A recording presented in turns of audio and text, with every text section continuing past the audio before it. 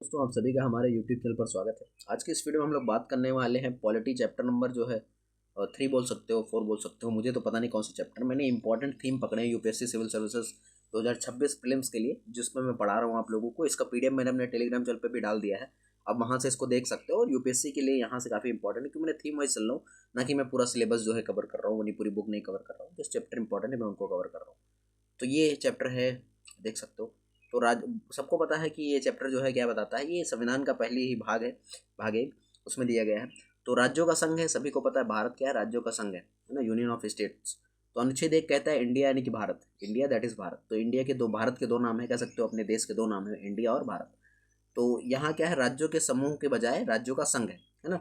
आप सभी को पता है राज्यों के समूह का मतलब क्या है। जैसे अमेरिका जो है यूएसए, वहाँ पे राज्यों का समूह चलता है, कि वो जो है फेडरेशन ऑफ स्टेट्स है। अपना जो है वो है क्या है, यूनियन ऑफ स्टेट, यानी हम लोग राज्यों के संघ के रूप में है। नहीं, हमारे देश में अगर कोई शामिल हो जाता है तो वापस नहीं जा सकता है। मतलब कि इंडिया मतलब यूनियन है। यूनियन का मतलब क्या होता है कि अगर तुम आ गए एक बार तो वापस नहीं जा सकते। तो फेडरेशन में आप आ गए हो, आप अलग भी जा सकते हो जब आपका मन करे, ठीक है। तो भारतीय क्षेत्रों में राज्यों के क्षेत्र, संघ क्षेत्र भारत सरकार द्वारा अधिग्रहित किए जा सकते हैं, ठीक है, और शामिल किए जा सकते हैं।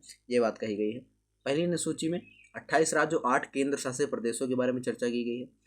भाग 21 में विशेष उपबंध किया गया है महाराष्ट्र, गुजरात, नागालैंड, मणिपुर, आंध्र प्रदेश, तेलंगाना, सिक्किम, मिजोरम, इन सब में विशेष उपबंध किए गए हैं 5वीं और 6ठी अनुसूची के तहत, ठीक है। आंध्र प्रदेश, तेलंगाना, सिक्किम और आंध्र प्रदेश और सॉरी अरुणाचल प्रदेश और यहाँ पे क्या बोला गया, गोवा और कर्नाटक के लिए, ठीक है।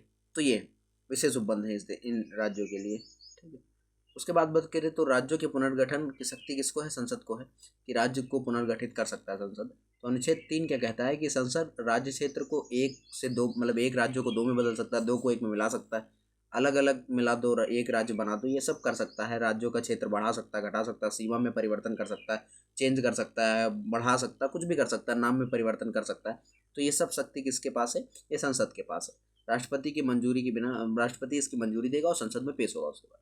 अनुच्छेद 4 क्या कहता है इसी के हिसाब से, तो राज्य संसद के सभी संसद की शक्ति राज्यों की सीमा समाप्त करने तथा भारतीय क्षेत्र में अन्य देशों के देने की शक्ति नहीं है। यानी कि राज्य जो है ये नहीं कर सकता कि हम किसी दूसरे देश को ये दे दे अपना क्षेत्र, तो वो नहीं है। इसमें 368 के तहत संशोधन होगा, ठीक है। जब इसमें संशोधन मतलब इसमें संशोधन करना होगा तो हम 368 के तहत ही संशोधन करेंगे। भारतीय क्षेत्र विदेश को सौंपना शामिल नहीं है, 1969 में सुप्रीम कोर्ट ने कहा था। आगे बात करें तो यहाँ पे जो है केंद्र शासित प्रदेश एवं राज्यों का उद्भव।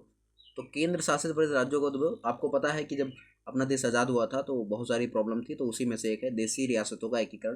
तो ब्रिटिश 500 देशी रियासतें थी, उनमें 552 देशी रियासतें, जिसमें से 500 जो है 49 जो है भारत में शामिल हो गई थी, लेकिन 3 जो है नहीं शामिल हो रही थी। सबको पता है 3 कौन कौन सी थी, हैदराबाद था, और जो है जूनागढ़ था, और कश्मीर था। तो हैदराबाद में पुलिस कार्यवाही के तहत, जूनागढ़ में जनमत संग्रह, और कश्मीर में विलय पत्र की सहायता से जो है वहाँ पे भारत में शामिल किया गया था। कश्मीर को लेकर अभी भी विवाद है।